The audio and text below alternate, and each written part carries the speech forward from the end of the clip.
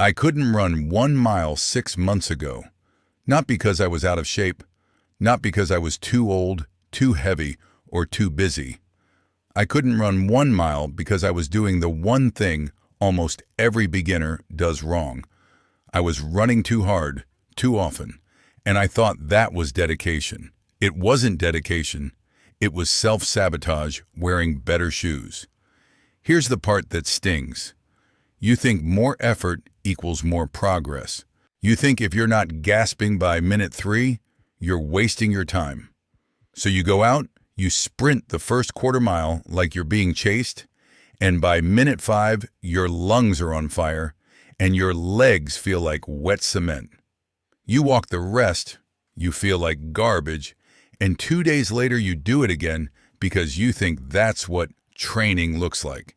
It's not training, it's punishment, and your body eventually stops showing up for it. So let me ask you something. Why do you think elite marathoners, people running 26.2 miles at a pace most of us can't hold for one, spend almost all their training running slow? Not fast, slow, conversational, almost embarrassingly easy pace, most days of the week. If speed built fitness, wouldn't they be sprinting every session? They're not stupid. They're just working with information you don't have yet. And once you have it, you can't unsee how much time you've wasted doing the opposite. Here's your reality check. And this is where the science stops being optional. Exercise physiologists have tracked this for decades. The polarized training model, the one used by elite endurance athletes across nearly every sport, has roughly 80% of training volume happening at low, easy intensity, and only about 20% at hard, high intensity. Not 50-50. Not push hard every day and tough it out. 80% easy. That's not a suggestion. That's measured, replicated data from studies on cross-country skiers, runners, and cyclists at the top of their sport. Your body builds its aerobic engine, the mitochondria in your muscle cells that actually produce the energy to keep you moving, almost entirely in that easy zone. Sprint too much, too soon, and you never build the engine. You just build fatigue on top of fatigue, and you call it work ethic. Let that sink in for a second, because here's a number that's going to bother you. In studies on recreational runners who switched from a mixed, moderate intensity approach to a properly polarized one, performance gains weren't marginal. Some groups saw measurable improvements in time trial performance in as little as 10 to 12 weeks, without adding a single extra mile of volume.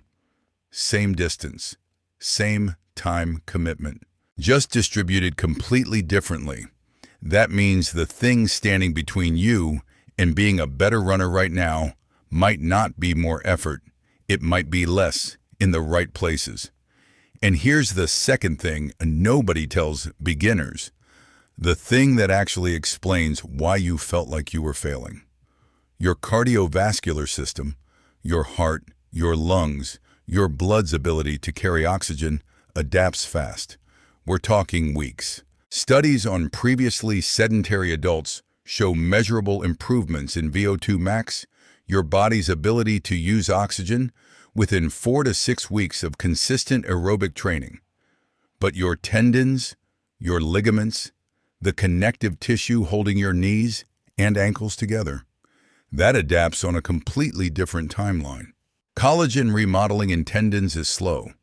Research on tendon adaptation shows meaningful structural change can take months, not weeks, because tendon tissue has far lower blood flow than muscle, which means everything about its repair process runs on a slower clock. So here's what happens to almost every new runner, and I want you to really picture this. Your heart and lungs start feeling stronger fast.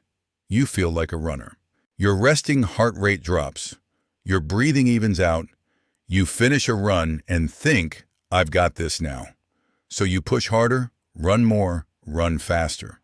But your joints and tendons are still back at week 1, structurally unprepared for what your cardiovascular confidence is writing checks for. That mismatch, feeling ready before you actually are, is exactly how people end up with shin splints, achy knees, and burnout 3 weeks into a new habit they were genuinely excited about. It's not bad luck. It's biology moving at 2 different speeds inside the same body, and nobody warns you about the gap in between. I lived in that gap. I remember the exact week it happened to me. Week 3. I felt unstoppable. I'd gone from wheezing through a half mile to running a full 2 miles without stopping, and I thought that meant I was ready to add speed work. So I did. 2 hard sessions that week on top of my regular runs. By Friday, my right knee had a dull ache that didn't go away when I stopped running. It didn't go away the next day either, or the one after that. That ache benched me for almost 3 weeks, and it wasn't an injury from bad luck. It was an injury from bad math. I was asking tissue that needed months to give me results in days. Here's a question worth sitting with. If your heart can get fit in 6 weeks, but your tendons need 6 months, why does almost every beginner running plan online push you to increase mileage and intensity on the same aggressive 4-week schedule?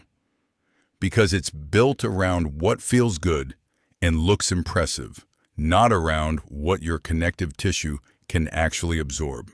Nobody makes a viral video out of run slower for longer than feels necessary, but that's the actual answer.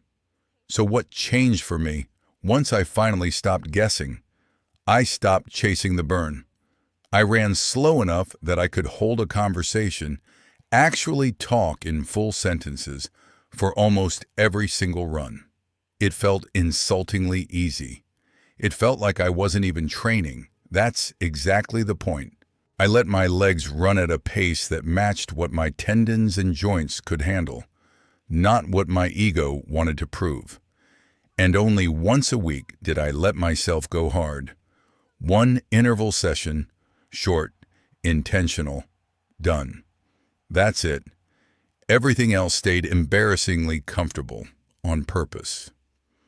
Here's the part most people get backwards, and this is the contradiction that took me way too long to accept. Going slower made me faster.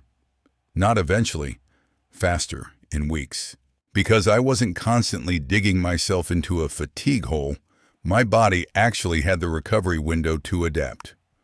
To grow new capillaries, feeding oxygen to working muscle, to build mitochondrial density, to let those tendons catch up instead of getting re-injured every 10 days.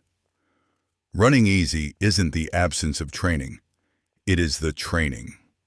The hard days only work because the easy days protect you enough to survive them. I used to think rest days and easy days were what you did between the real work. Now I know they were the real work the entire time. There's a simple way to check if you're actually running easy enough, and most people fail this test the first time they try it. If you can't speak in full sentences while running, you're not in your easy zone. You've drifted into that gray middle intensity area that feels productive, but mostly just accumulates fatigue without building the aerobic base you actually need. Runners call it junk miles for a reason. It's not that the effort doesn't count. It's that it costs you more than it gives you back. And that's the moment it clicked for me. The real aha. Sitting on my porch after a run that didn't hurt for the first time in months. I wasn't weak. I wasn't broken. I was just training, like I was trying to win a fight in the first round. When running actually rewards the person who paces the whole match. The version of me 6 months ago who couldn't finish 1 mile wasn't unfit. He was undertrained in patience and overtrained in ego. Next time you lace up, ask yourself honestly, Are you running to feel like you're working hard, or are you running to actually get better? Those are not the same question, and the gap between them is where most people quit, because that gap is exactly where I almost did quit. There was one run, one specific run, weeks into this, that broke something in me, and not in the good way. I'd finally started stringing together weeks of consistent, easy running. I felt good. I felt confident. And then, out of nowhere, on a Tuesday morning that started like any other, everything fell apart mid-run in a way I did not see coming. I'll tell you exactly what happened, what it felt like to hit a wall so hard I sat down on the curb and seriously considered never running again, and the one decision that changed everything after that. That's next episode, and trust me, you don't want to miss it. If this hit home, do me a favor, hit subscribe so you don't miss what happens next. Drop a like if you've ever pushed too hard and paid for it. Comment below and tell me where you're watching from. I read everyone. Share this with the runner in your life who needs to hear it. And if you want more of this, deeper training breakdowns, real coaching, join the channel membership through the link pinned in the comments. See you in the next one.